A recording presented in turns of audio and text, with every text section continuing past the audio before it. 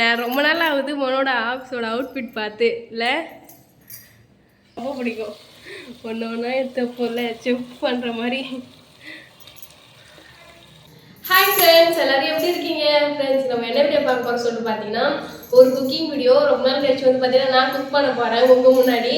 என்ன cooking video பண்ண போகிறோம் பார்த்தீங்க அப்படின்னா மனோ ரொம்ப பிடிச்ச சிக்கன் பிரியாணி தான் ஃப்ரெண்ட்ஸ் செய்ய போகிறோம். ரொம்ப நாளாவது புரட்டாசிக்கு முன்னாடி தான் நம்ம வந்து பார்த்தீங்கன்னா சிக்கன் பிரியாணிலாம் செஞ்சோம். அதோட இன்றைக்கி தான் செய்ய போகிறோம். ஸோ சிக்கன் பிரியாணி செய்கிறன்ற அந்த பிளானே இல்லை ஃப்ரெண்ட்ஸ். மொதல் தான் வந்து பார்த்தீங்கன்னா ஆஃபீஸ்லேருந்து வரும்போதே வந்து சிக்கன் லெக் பீஸு சிக்கன்லாம் வந்து எடுத்துகிட்டு வந்தார் பிரியாணி செஞ்சு கொடுத்து சொல்லிட்டேன். ஸோ கொஞ்சம் சீக்கிரமாக வந்துட்டார் இன்றைக்கி சாப்பிட்றதுக்கு. அவர் செஞ்சுட்டு அவர் கூட தான் செஞ்சுட்டு, ஏன்னா எனக்கு வந்து பிரியாணினா கொஞ்சம் அப்படி இப்படி தான் தெரியுமே தவிர ப்ராப்பராக நல்லா தெரியாது. மொனோ செய்கிற மாதிரிலாம் என்னால் செய்ய முடியாது.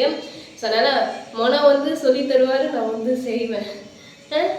சரி வாங்க ஃப்ரெண்ட்ஸ், வீடியோக்குள்ள போயிட்டு பிரியாணி எப்படி செய்யறதுன்னு சொல்லிட்டு பாருங்க. அது மட்டும் இல்லாமல் இதில் ஏதாவது குறைகள் இருந்துச்சு அப்படின்னா மறக்காம கமெண்ட் பாக்ஸில் கமெண்ட் பண்ணுங்க. பார்த்து நான் வந்து தெரிஞ்சுக்கிறேன் சார். பார்த்து தெரிஞ்சுட்டு நெக்ஸ்ட் டைம் செய்யும்போது இதெல்லாம் கொஞ்சம் ப்ராப்பராக வந்து செஞ்சிடலாம் என்ன. ஸோ வாங்க ஃப்ரெண்ட்ஸ், வீடியோக்குள்ள போகலாம். வீடியோ ஃபுல்லாக ஸ்கிப் பண்ண பாருங்க. இது வரைக்கும் நம்மளோட சேனல் யாராவது சப்ஸ்கிரைப் பண்ண பார்த்தீங்கன்னா மறக்காம சப்ஸ்கிரைப் பண்ணிக்கோங்க. வாங்க சிக்கன் பிரியாணி செய்ய ஸ்டார்ட் பண்ணலாம். என்ன சார் செய்ய ரெடி ஆகிட்டீங்களா? பாருங்க, லெக் பீஸில் நம்ம வந்து கரம் மசாலா ஐட்டம்லாம் போட்டு மிக்ஸ் பண்ணி வச்சாச்சு, உப்பு எல்லாம் சேர்த்து. ஸோ இது ஊறதுக்குள்ளே நம்ம வந்து பிரியாணி எல்லாத்துக்கு ரெடி பண்ணிடலாம்.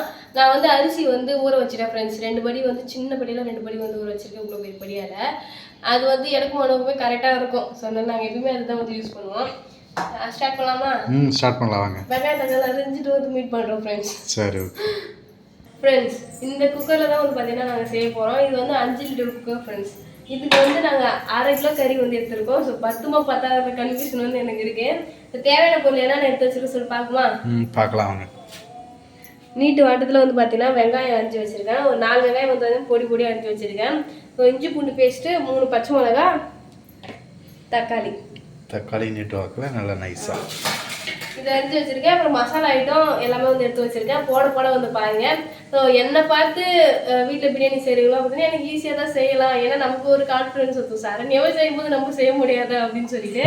ஸோ பாருங்க, செய்யலாமா? ஸ்டார்ட் பண்ணலாம் வாங்க.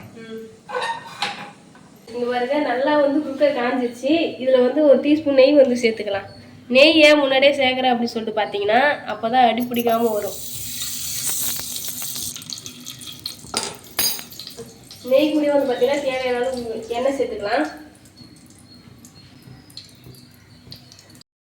ஃப்ரெண்ட்ஸ், இந்த டப்பா எப்போ வாங்கிட்டு வந்தால் ஞாபகம் இருக்கா? நாங்கள் ரீசெண்டாக வந்து ஷாப்பிங் பண்ண போகும்போது வாங்கிட்டு வந்தோம் எண்ணெய் ஊற்ற டப்பாலன்னு.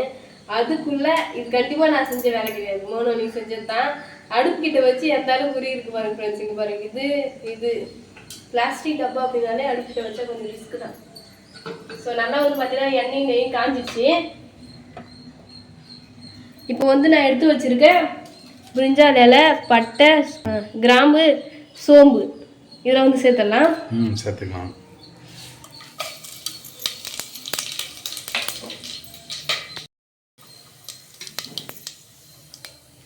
ஃப்ரெண்ட்ஸ், நறுக்கி வச்சுருக்க வெங்காயத்தை சேர்த்துக்கலாம்.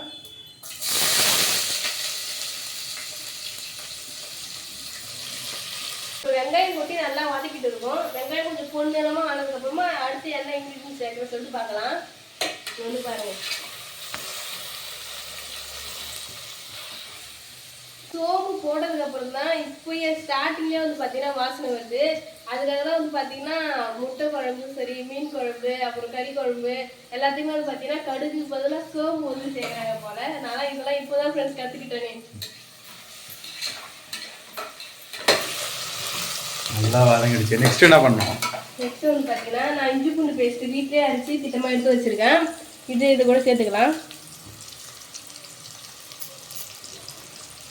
இஞ்சி பூண்டு வாசனை போகிற அளவுக்கு நல்லா வதக்கி விட்டுக்கலாம். பச்சை மிளகாய் வந்து 4 வந்து கட் பண்ணி வச்சுருக்கேன். இது வந்து நல்லா காரம் வரும், மீடியமான காரம் வரும். ஸோ அதனால் இதையும் வந்து சேர்த்துக்கலாம். 3 பச்சை மிளகாய் சேர்த்துருக்கேன். இதே காரம் கரெக்டாக தான் இருக்கும். எக்ஸ்ட்ரா நம்ம தண்ணி விதத்தில் அதெல்லாம் போட தேவையில்லை. இருந்தாலும் டேஸ்ட்டு போட்டு தான் ஆகணும். அப்போ தான் டேஸ்ட்டு கொஞ்சம் வரும். நல்லா வந்து வதங்கிடுச்சு. வதங்கிட்டா இப்போ வந்து நம்ம நறுக்கி வச்சிருக்க தக்காளி, நான் வந்து 3 தக்காளி மீடியம் சைஸ்ல வந்து எடுத்துருக்கேன். இதையும் வந்து இது கூட சேர்த்துக்கலாம்.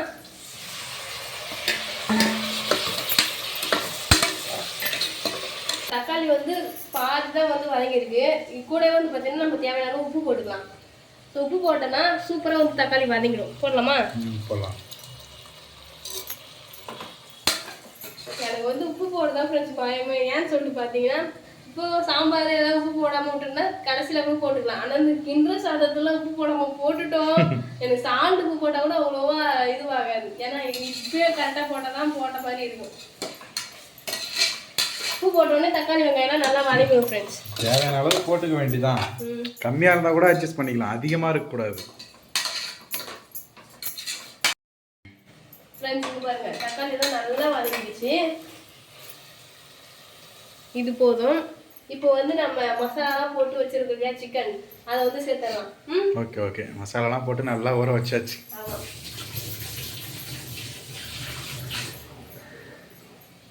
பாருங்க நல்லா வந்து ஊறிடுது.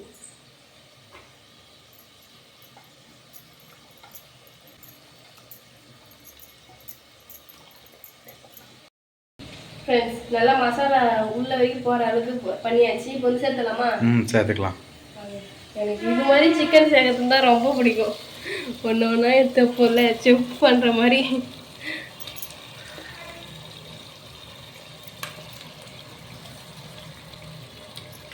சிக்கன் போட்டு வதக்கியாச்சு. எப்படி இருக்கு சொல்லி பாருங்க. இப்பயே கிரேவி பதத்துக்கு வந்துருச்சு. நம்ம இதுக்கே எந்த மசாலாவும் போடல, சிக்கனில் போட்ட மசாலா மட்டும்தான். நெக்ஸ்ட் வந்து பார்த்தீங்கன்னா லெமனும் தயிரும் வந்து ஆட் பண்ணிக்கலாமா? லெமன் தயிர் போட்டால் தான் அது தனி டேஸ்ட் தருமே. அந்த புளிப்பு சுவையும் சேர்ந்தால் தான் டேஸ்ட்டு. லெமன் வந்து ஹாஃப் லெமன் வந்து சேர்த்துக்கிட்டேன். தயிர் வந்து பார்த்தீங்கன்னா நாங்கள் ஒரு பேக்கெட் வாங்கிட்டு வந்தோம் 10 ரூபாயில. இது வந்து பாதி யூஸ் பண்ணிட்டு பாதி இருக்கு, பாதி அப்படியே சேர்த்துக்கலாமா? சேர்த்துக்கலாம்.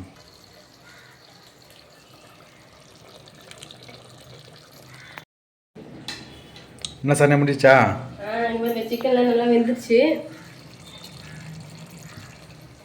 இப்போ வந்து மசாலா எனக்கு போதும் தான் தோணுது. பட் இருந்தாலும் மனோலாம் கொஞ்சம் காரமாக சாப்பிடுவாரு. நானுமே இப்போலாம் காரமாக சாப்பிட ஸ்டார்ட் பண்ணிட்டேன். அப்படி தான் இந்த டேஸ்ட் இன்க்ரீஸ் ஆன மாதிரி இருக்கு. ஸோ தேவையான அளவு இப்போ கொஞ்சமாக மசாலா ஐட்டம் சேர்த்துக்கலாம். என்ன? ஓகே. ஏன்னா நம்ம கலருக்கு வந்து கலர் பவுடர் சேர்க்க மாட்டோம். எப்பயுமே கலர் பவுடர் சேர்க்க மாட்டோம். அதில் போடுற மசாலா ஐட்டம் மட்டும்தான் கலரே நமக்கு. ஆக்சுவலாக இந்த ஐடியா வந்து வெளியில வாங்கி சாப்பிடலாம் தான் ஃப்ரெண்ட்ஸ் ஐடியா. அப்பதான் மோனா சொன்னாரு வீட்டில் செஞ்சு ரொம்ப நல்லா இருக்கு செஞ்சுக்கூடாதுன்னு சொல்லிட்டு கையோட வாங்கி விட்டாரு. அதனால பார்த்தீங்கன்னா நான் வந்து வீட்டில் இப்போ செஞ்சு பார்த்துட்டு இருக்கேன். செஞ்சு பார்த்துட்டு இல்லை, செஞ்சுட்டு இருக்கேன். என்னென்ன மசாலா சேர்க்குறீங்க? சிக்கன் மசாலா. சிக்கன் மசாலா கொஞ்சம், எனக்கு ஏற்கனவே மசாலாலாம் சேர்த்தாச்சு. ஃப்ளேவருக்கு. நெக்ஸ்ட் வந்து கரம் மசாலா. கரம் மசாலா காலியாவே வச்சு இப்போதான் வாங்கிட்டு வந்து காட்டணும். நம்ம ஆமாம் எல்லாத்துக்கும் அதிகமாக கரம் மசாலா யூஸ் பண்ணுறோம். ஓரளவு குழம்புக்கு எல்லாத்துக்கும் நல்லா மசாலாலாம் ஃப்ரெட் ஆகிற வரைக்கும் கிண்டி விட்டுக்கலாம். ஃப்ரெண்ட்ஸ் நான் இந்த படியால் தான் வந்து பார்த்தீங்கன்னா அரிசி எடுத்தேன். 2 படி அரிசி எடுத்தேன் இது மாதிரி தரை வெட்டி. ஸோ இதில் வந்து பார்த்தீங்கன்னா நான் 1 படிக்கு 1.5 படி தண்ணி ஊற்றுவேன். ஓகே. ஸோ 1 படிக்கு 1.5 படி தான் ஃப்ரெஷ் தண்ணி ஊற்றுவேன். 1க்கு 1 வந்து நம்ம பாஸ்மதி ரைஸ்னா 1க்கு 1 ஊற்றணும். ஓகேவா? நம்ம வீட்டு அரிசி இந்த அரிசி யூஸ் பண்ணுறதுனால 1க்கு 1.5 ஊற்றினாலே கரெக்டாக இருக்கும். அப்போ இதில் 1க்கு 1.5 ஊற்றணும். மொத்தமாக 3 படி வந்து தண்ணி ஊற்றிடலாம். ஓகே. தண்ணி ஊற்றுற ஸ்டேஜ் தான் தண்ணி ஊற்றிடலாம். பாருங்க நம்ம தண்ணி ஊற்றி ஓரத்தில் வந்து கொதிக்க ஆரம்பிச்சிருச்சு. கொதிச்சதுக்கு அப்புறமா அரிசி கழுவி வச்சிருக்கேன். அரிசி சேர்த்து மூடிட்டு 2 இல்லை 3 நிமிஷம் வரைக்கும் விட்டு எடுத்தலாம். சாப்பாடு வந்து ரெடி ஆகிடும். அடுத்தடுத்து என்ன பண்ணலாம்னு சொல்லிட்டு பார்க்கலாம். அதுக்கு முன்னாடி ஒரு முக்கியமான விஷயம் என்ன சொல்லிட்டு பார்த்தீங்கன்னா, நிறைய வீடியோவில் வந்து இந்த ட்ரெஸ் வந்து நிறைய பேர் வந்து ஃபீடிங் சொல்லிட்டு நினச்சிட்டு இருந்தீங்க. இது வந்து நான் ஃபீடிங் ஃப்ரெண்ட்ஸ். நான் வந்து நான் ஃபீடிங் தான் யூஸ் பண்ணிட்டு இருக்கேன். ஃபீடிங் நான் யூஸ் பண்ணுறது கிடையாது. அன்னைக்கு வச்சிருச்சு. அடுத்து என்ன பண்ணுறது? அடுத்து அரிசி போடணும். போடலாம். நான் நல்லா ஊற வச்சுதான் ஃப்ரெண்ட்ஸ் எடுத்துருக்கேனே. நல்லா எல்லா பக்கமும் படுற மாதிரி அரிசி தள்ளி விட்டுறலாம். ஃப்ரெண்ட்ஸ் அரிசிலாம் சேர்த்தாச்சு. இப்போ வந்து நம்ம மூடி போட்டு மூடிட்டு விசில் வர வரைக்கும் வெயிட் பண்ணலாம். ஃப்ரெண்ட்ஸ் பிரியாணி வந்து ரெடி ஆயிடுச்சு. கரெக்டாக 3 விசில் தான் விட்டோம். எப்படி விசில் பார்க்கலாமா? பார்க்கலாம்.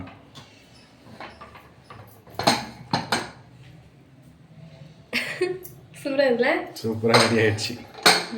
இதில் வந்து இப்போ இது மேலோட்டமாக நம்ம நெய் சேர்த்துக்கலாம். நெக்ஸ்ட் வந்து பார்த்தீங்கன்னா கொத்தமல்லி இலை சேர்த்துக்கலாம். ஓகே, மேலே அப்படியே பரப்பரன்னு தூவி விட்டுக்கலாம். கொத்தமல்லியும் டேஸ்ட்டுக்கு ஒரு ஃப்ளேவர் தான், சூப்பராக இருக்கும். அதிகமாக கொத்தமல்லி பட்டம் எனக்கு ரொம்ப பிடிக்கும். கரண்டி வச்சு ஒரு பதம் பார்த்துடலாமா? எப்படி ரெடியாக இருக்குன்னு இன்னும் பார்க்கணும் இதுக்கப்புறம் தான். நல்லா இருக்கா? நீ பாரு, நல்லா இருக்கா? நீ தான் சொல்லணும், என்னையே செஞ்சவங்களே கேட்டால் எப்படி போகணும் தெரியும். சூப்பராக வந்திருக்கு கறிலாம். Chicken piece. பிரியாணி ரெடி. வேற கிண்டனோடனே அந்த வாசனை அப்படியே வந்து அடிக்குது. Next onion raita ready. ஆமா ரெடி. முட்டை வேணுமா? ஆமாம் வேணும். இருக்குல்ல முட்டை வச்சுக்கலாம். இது அப்படியே மூடி அது மூடி சூடாகவே இருக்கட்டும். ஏன்னா கிளைமேட்டுக்கு சூடாக சாப்பிட்டா தான் நல்லா இருக்குது. இப்போ ஆமாம், பனி பெய்கிற மாதிரியே இருக்குது ஃப்ரெண்ட்ஸ். இப்போ மதியம் 2:30 மணி ஆகுது, 2:30 மணிக்கு பனி பெய்கிற மாதிரியே ஃபீல் ஆகுது. சரி, முட்டை வச்சுட்டா சாப்பாடு ரெடி. ஓகே. ஆஃபீஸ்லேருந்து வந்திருக்காரு. நான் ரொம்ப நாள் ஆகுது மனோட ஆஃபீஸோட அவுட்ஃபிட் பார்த்து இல்லை. இதெல்லாம் எடுத்து விட்டுருவோம். சாப்பிட போது இதெல்லாம் டிஸ்டர்பன்ஸாக இருக்கும். எது கட்டு கட்டணும்ல, சீக்கிரமாகவே வந்து பார்த்தீங்கன்னா சாப்பாடு செஞ்சு முடிச்சிட்டோம் ஃப்ரெண்ட்ஸ். சரி சாப்பிடலாமா? சரி வாங்க.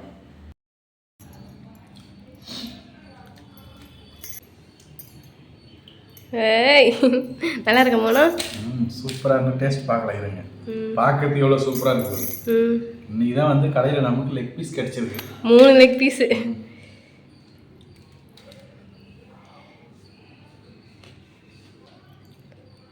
நிஜமாலுமே சூப்பராக இருக்குது. அல்டிமேட்டாக வேற லெவல் போ.